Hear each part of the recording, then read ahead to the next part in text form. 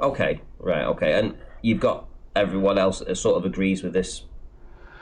I don't think anybody disagrees with me. I'm not aware of anybody disagree. I mean, normally they don't know as much about it as I. I'm not aware of anybody else besides me, except possibly for Walter Bislin, who understands it to the level I do.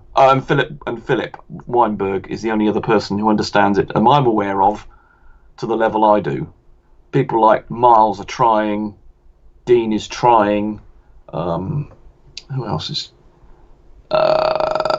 I mean, even people like Blue Marble Sans has only sort of, he hasn't even really started on this. He's only just about got to grip.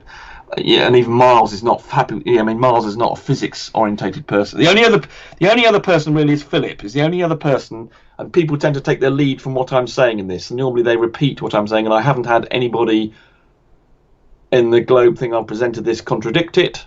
Normally they regard it as educating them. So I'm not aware of anybody who would challenge me on this. There are stupid Globers. I mean, people like Sean D, who doesn't know his arse from his elbow, who may not agree with it, but who cares? But I'm not aware. No one has contradicted me on this, and if they have, I've immediately rectified them. They've never challenged me again. So I don't think anybody has. I would say me and Philip Weinberg are the only two who know it to this level.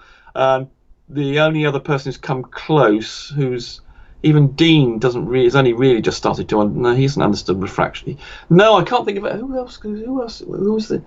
I mean, Sly doesn't understand it. Sean Hufford doesn't understand it. I mean, Sly's got some understanding of some bits of it, but he doesn't understand the maths or he can't do any ray tracing or anything like that. He doesn't understand any of the maths. He's not good on hot on the maths. He's done some practical things where he's got some ideas about hemispheric mirages, and he thinks it can only happen.